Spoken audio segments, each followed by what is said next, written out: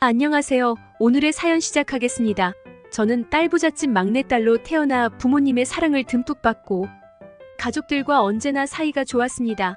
가족들의 영향인지 성격도 좋고 언제나 주변에 사람이 많았으며 이성에게도 인기가 많았습니다. 학교를 졸업하고 평범한 직장인이 되어 사내 연애를 하게 되었습니다. 남자는 저랑 동갑내기로 늘 씩씩하고 밝은 청년이라 이야기도 잘 맞고 연애 2년 만에 결혼에 골인하게 되었습니다. 가족들은 남자친구가 행복한 우리 가족과 잘 맞는다며 언제나 칭찬을 했습니다.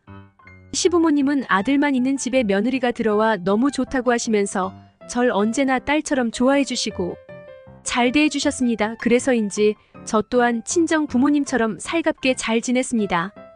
첫 명절이 되던 해 시댁을 먼저 방문했습니다. 시댁에는 처음 보는 귀여운 남자아기가 있었습니다. 가족들은 저에게 사촌동생 자식인데 잠깐 봐달라고 해서 보살피고 있다고 했습니다. 저는 아이를 원래 좋아하기도 하고 아이가 방긋방긋 웃는 게 너무 예뻐 천사 같았습니다. 안아보고 우유도 먹여보기도 했습니다. 예쁜 아기와 함께 시댁 가족들과 맛있는 점심을 먹고 좋은 시간을 보냈습니다. 오후가 되어 친정 부모님이 기다리실 것 같다며 남편은 친정에 간다고 말했습니다. 시부모님은 얼른 사돈댁에 가라면서 과일 바구니도 챙겨주셨고 남편의 바른 행동이 부모님의 영향을 받은 것 같다는 생각을 했습니다. 친정에 가서 시간을 보내고 늦은 저녁집에 오는 길에 오랜만에 아기를 보고 와서인지 계속 생각이 났습니다. 차 안에서 남편한테 당신 조카 진짜 예쁘더라. 그런 애 있으면 너무 좋을 것 같아라고 이야기했습니다. 남편은 그래 귀여워하면서 여보 아이면 어떨 것 같아라고 물었습니다. 너무 좋지. 그렇게 천사 같은 애는 처음 봐라고 대답했습니다. 그렇게 명절이 지난 후 시간이 흘러 어느 날 회사에서 소고기 세트를 선물로 줬습니다. 남편과 둘이 먹기에는 많은 양이었기에 남편이 퇴근하고 시댁에서 저녁을 먹자고 전화를 했습니다. 시부모님에게 전화드리라고 남편한테 이야기한 뒤 제가 먼저 시부모님 집으로 도착했습니다. 띵동하고 벨을 눌렀지만 한참을 지나도 인기척이 없었습니다. 전화를 드렸더니 샤워하고 계셨다며 뒤늦게 문을 열어주셨습니다. 남편이 전화 드린다고 했는데 못 받으셨어요 하니 연락을 받지 못하셨다고 하셨습니다. 그러고 저는 사온 야채를 씻으러 주방으로 향했고 아버님은 뭔가 어색한 자세로 텔레비전을 시청하고 계셨습니다. 아버님은 평소와 달라 보였습니다. 아버님 어디 아프세요? 이마에 땀이 엄청나요. 라고 물으니 갑자기 안 하던 운동을 좀 했더니라며 말끝을 흐리셨습니다. 시어머님은 갑자기 제 옆에 와서 쓸데없는 소리 하지 말고 어서 가서 저녁이나 준비하자며 주방으로 저를 데리고 갔습니다. 음식 준비 중 갑자기 배가 살살 아파 화장실로 향해 시원하게 이를 보고 나오는데 어디선가 아기 울음소리가 들렸습니다. 처음에는 텔레비전 소리인가 했는데 소리가 너무 생생했습니다. 이게 무슨 소리지 하고 소리를 따라가니 복도 끝 작은 방에서 울리는 것 같았습니다. 조심히 문을 열어보니 그때 명절에 본 천사 같은 그 아이였습니다. 너무 반가워서 어머 안녕 인사를 하고 안아주었습니다.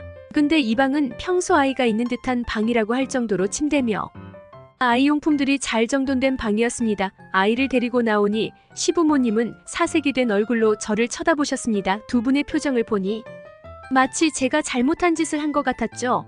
아이가 울어서 데리고 나왔어요.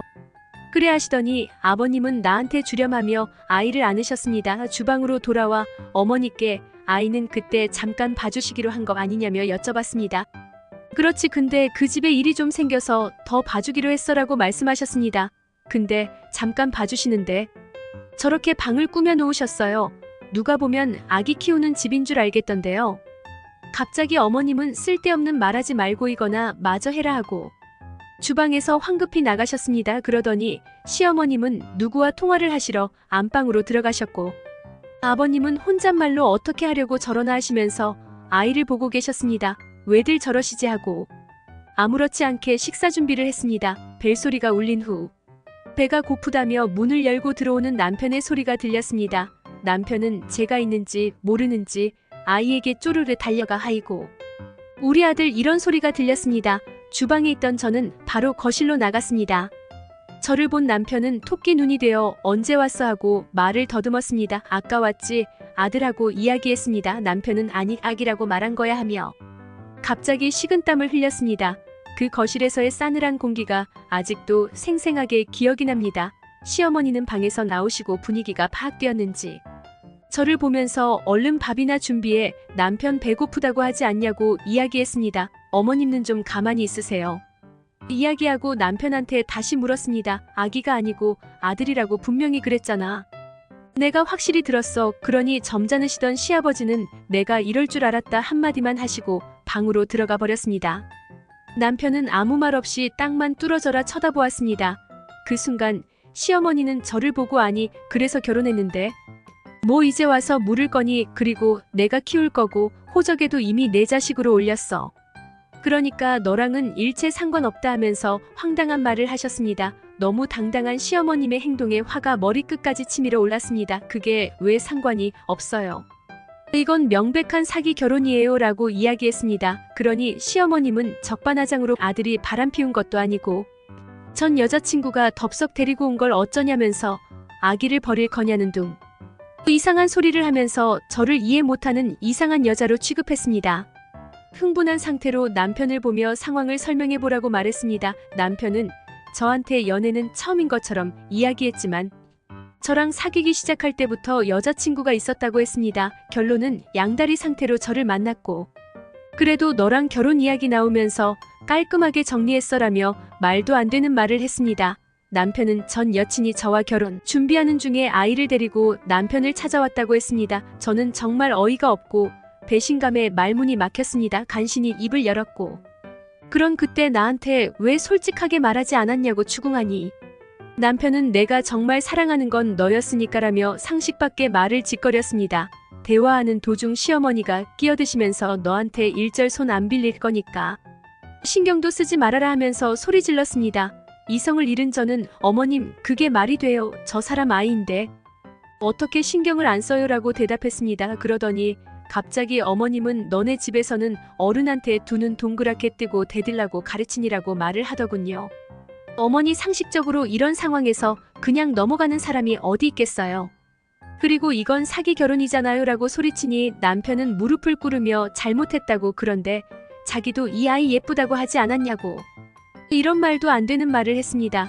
그 말이 너무 어이가 없어 내가 내 자식인 줄 알고 이야기했겠니 하고 뺨을 때렸습니다. 제가 남편의 뺨을 때리니 시어머님은 저에게 달려와 제 머리를 잡았습니다. 머리가 잡혔고 정말 갈 때까지 가보자라는 생각이 들었고 저도 같이 머리를 잡고 싸웠습니다. 그리고 남편과 시아버님이 겨우 말려서 싸움은 진정이 되었고 불행 중 다행으로 혼인신고도 안 했으니까 우리 그냥 남남으로 살자 이 사기꾼들아 하고 소리치고 나왔습니다. 남편은 다시 한번 생각해 달라고 울고불고 했지만 믿었던 남편과 그의 가족들의 배신과 뻔뻔함으로 저는 더 이상 엮이고 싶지 않았습니다. 가족들에게 바로 사실을 알렸고 얌전하던 엄마는 미친 사기꾼 집안이구만 한마디 하시고 고소하겠다며 변호사부터 알아보셨습니다. 그러면서 얼른 친정집으로 다시 돌아오라고 이야기하셨습니다. 지금 저는 결혼식만 올린 그 남자와 깨끗하게 정리했고 머리도 식힐 겸 여행을 하고 있습니다. 만약 제가 그때 우리 아들 이런 소리를 듣지 못했다면, 대수롭지 않게 넘어갔다면 저는 평생을 속으면서 살고 있었을 거라고 생각하니 정말 소름이 끼칩니다. 그리고 늘 우리 딸이라고 잘해주던 그 가식 가득한 시댁을 생각하면 정말 기가 찹니다. 그렇게 시간이 흘러 얼마 전 회사 동료에게 그 남자의 소식을 듣게 되었습니다. 회사에서도 다른 부서 유부녀와 바람이 나서 회사가 난리도 아니었고 잘렸다고 하더군요. 쓰레기 같은 버릇 어디 안 가나 봅니다. 그런 남자에게 내 평생을 의지하려 했다니. 지금까지 살면서 제가 가장 잘한 일은 결혼식 후에도 바로 혼인신고를 하지 않은 겁니다. 여러분도 결혼 전 상대방의 행적들도 꼼꼼히 살펴보고 의심된다면 혼인신고는 최대한 미루시길 바랍니다. 오늘의 사연은 여기까지입니다. 긴 사연 끝까지 들어주셔서 감사합니다. 구독과 좋아요 잊지 말아주세요. 감사합니다.